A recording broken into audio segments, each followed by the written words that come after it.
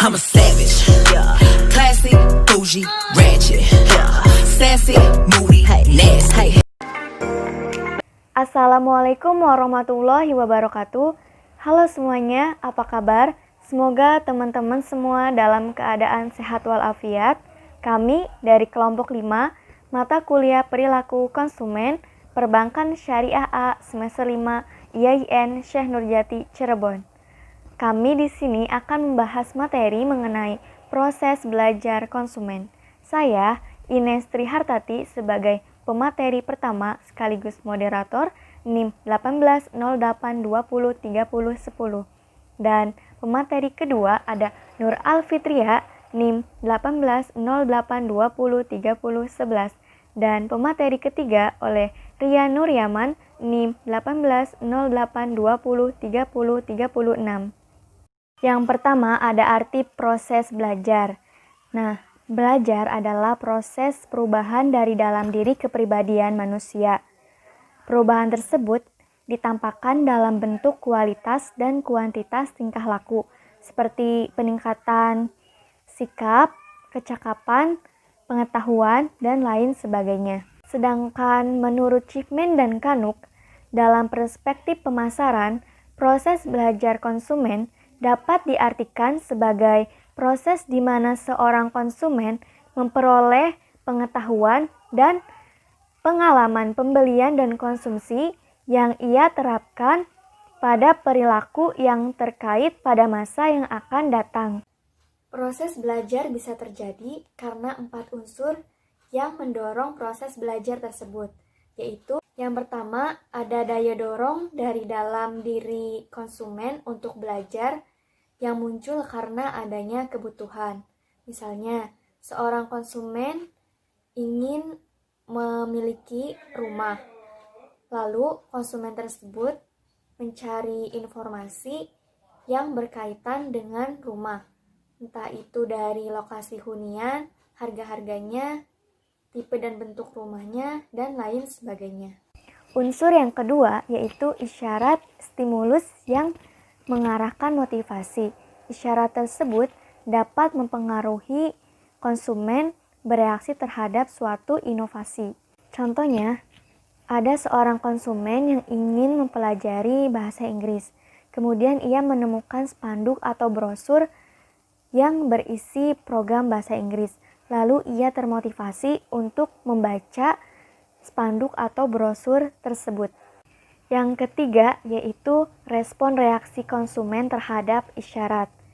Contohnya, dari kasus bahasa Inggris yang tadi, respon adalah bagaimana reaksi konsumen setelah membaca spanduk atau brosur program bahasa Inggris yang tadi.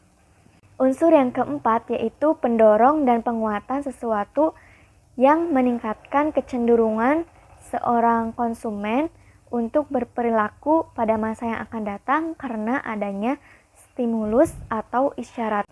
Contohnya, penilaian yang baik dari kerabat konsumen mengenai program bahasa Inggris yang tadi merupakan suatu isyarat yang berfungsi sebagai pendorong konsumen untuk memilih program bahasa Inggris yang tadi. Selanjutnya, saya akan membahas jenis-jenis proses belajar. Para pakar mengklasifikasikan proses belajar ke dalam 2 kategori. Yang pertama, proses belajar kognitif dan yang kedua, proses belajar perilaku. Proses belajar kognitif adalah proses belajar yang dicirikan oleh adanya perubahan pengetahuan yang menekankan kepada proses mental konsumen untuk mempelajari informasi. Proses belajar kognitif membahas bagaimana informasi ditransfer dan disimpan di memori jangka panjang. Lalu ada proses belajar perilaku. Solomon mengemukakan proses belajar perilaku adalah proses belajar yang terjadi karena respon terhadap suatu stimulus atau lingkungan konsumen. Hal ini menekankan bahwa perilaku tersebut akibat dari pengalaman, bukan akibat dari perubahan fisik seorang konsumen. Saya akan melanjutkan pemaparan materi mengenai proses belajar perilaku. Proses belajar perilaku ini terbagi menjadi 3 macam. Yang pertama, proses belajar classical conditioning. Yang kedua, proses belajar instrumental conditioning atau operant conditioning. Dan yang ketiga adalah proses belajar observation learning. Yang pertama adalah proses belajar classical conditioning. Classical conditioning adalah suatu teori belajar yang mengutarakan bahwa semua makhluk hidup, baik manusia ataupun binatang, adalah makhluk pasif yang bisa diajarkan perilaku tertentu melalui pengulangan. Teori classical conditioning ini pertama kali diuraikan oleh seorang psikologi dari Rusia yang bernama Ivan Petrovich Pavlov. Beliau melakukan percobaan terhadap seekor anjing. Berikut adalah ilustrasi percobaan teori classical conditioning oleh Pavlov. Pada saat itu, anjing diperdengarkan bunyi bel, kemudian piring berisi daging didekatkan kepada hidung anjing tersebut. Hal ini menyebabkan anjing mengeluarkan air liurnya. Percobaan ini terus berulang-ulang dilakukan, sehingga ketika bel dibunyikan, anjing tersebut akan mengeluarkan air liurnya. Padahal, piring berisi daging tidak didekatkan kepada hidung anjing tersebut. Dari ilustrasi tersebut, proses belajar classical conditioning telah dilakukan oleh anjing tersebut. Hal ini karena ia bisa mengasosiasikan stimulus kedua berupa bel yang tidak bisa menghasilkan respon atau air liur terhadap stimulus pertama berupa sepiring daging. Anjing ini beranggapan bahwa ketika bel dibunyikan, maka akan mendatangkan sepiring daging. Dari percobaan Pavlov tadi, terdapat beberapa terminologi yang perlu dipahami. Yang pertama, bunyi bel adalah conditioned stimulus, yaitu suatu stimulus yang secara alamiah tidak bisa menyebabkan anjing tersebut berliur. Yang kedua, sepiring daging adalah unconditioned stimulus atau suatu stimulus yang bisa menyebabkan anjing tersebut berliur atau memberikan respon. Classical conditioning dalam pemasaran. Terdapat beberapa hal yang berfungsi sebagai unconditioned stimulus dan dimanfaatkan dalam pemasaran. Di antaranya adalah yang pertama, musik, yang kedua, gambar, yang ketiga, pemandangan alam indah, yang keempat, orang-orang yang menarik seperti selebriti, yang kelima, bendera, yang keenam, simbol agama, yang ketujuh, petualangan. Pembahasan yang kedua adalah tentang proses belajar instrumental conditioning atau operant conditioning. Operant conditioning adalah suatu teori belajar yang terjadi pada diri konsumen akibat konsumen tersebut menerima imbalan yang positif ataupun negatif akibat mengkonsumsi produk sebelumnya. Konsep instrumental conditioning ini terbagi menjadi 4 macam. Yang pertama adalah penguatan, yang kedua adalah hukuman, yang ketiga kepunahan, dan yang keempat adalah shaping. Yang pertama adalah penguatan. Penguatan adalah suatu rangsangan yang menimbulkan peluang bagi seseorang untuk mengulangi perbuatan atau perilaku yang pernah dilakukannya. Penguatan ini terdiri dari 2 macam, yaitu penguatan positif dan penguatan negatif. Penguatan positif adalah hal-hal yang positif yang diterima oleh konsumen karena ia mengonsumsi atau membeli produk tersebut. Penguatan positif ini memberikan kecenderungan kepada seseorang untuk membeli ulang produk tersebut. Yang kedua adalah penguatan negatif. Penguatan negatif adalah sesuatu hal yang tidak menyenangkan apabila konsumen tersebut tidak membeli produk tersebut. Penguatan negatif ini memberikan kecenderungan kepada seseorang untuk membeli produk atau jasa tersebut. Menurut Solomon, terdapat jadwal pemberian penguatan yang terdiri dari 1. Fixed interval reinforcement, yaitu penguatan diberikan pada waktu tertentu secara rutin. Yang kedua ada variable interval reinforcement, yaitu penguatan diberikan pada interval waktu yang bervariasi. Yang ketiga ada fixed ratio reinforcement, yaitu penguatan diberikan apabila konsumen telah memberikan respon atau membeli produk dalam jumlah tertentu.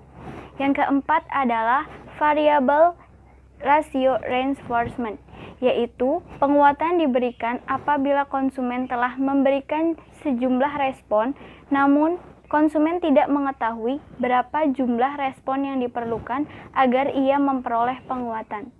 Yang kedua adalah hukuman.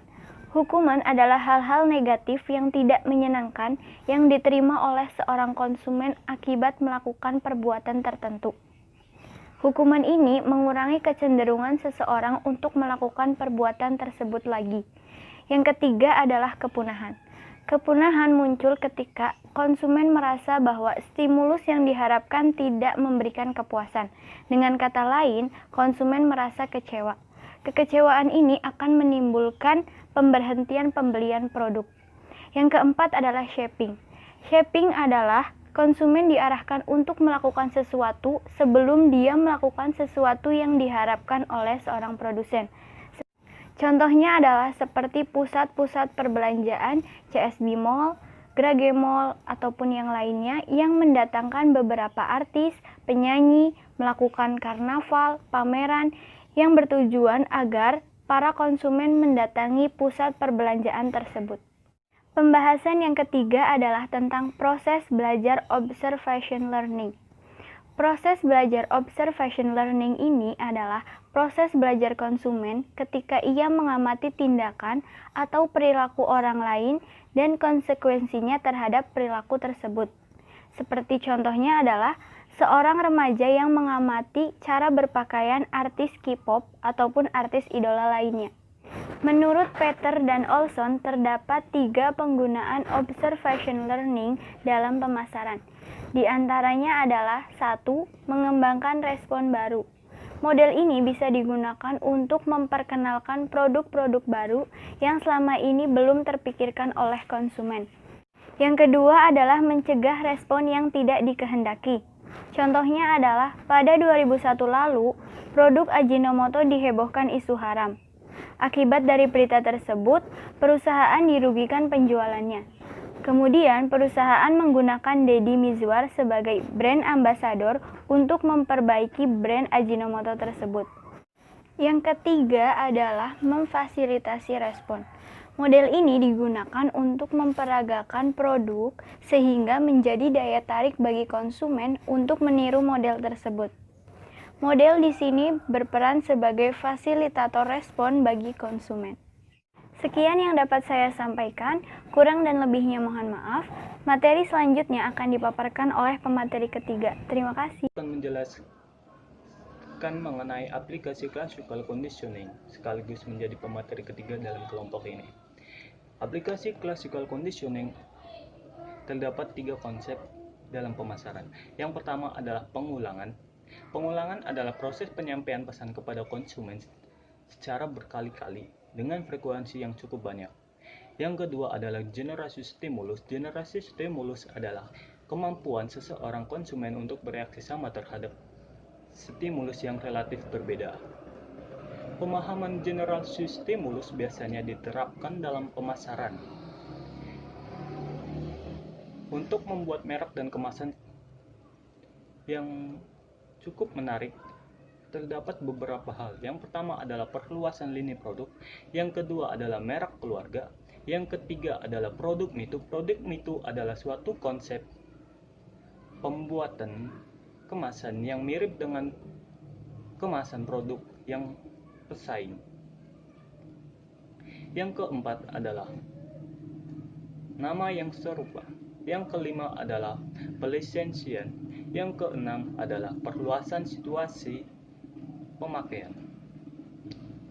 Yang ketiga dalam aplikasi classical conditioning adalah diskriminasi stimulus. Diskriminasi stimulus adalah lawan kata dari generasi stimulus. Pada diskriminasi stimulus, konsumen diharapkan bisa mengambil kesimpulan yang berbeda dari beberapa stimulus yang mirip satu dengan yang lainnya. Dalam diskriminasi stimulus terdapat 2 pembagian lagi. Yang pertama adalah pemosisian atau positioning.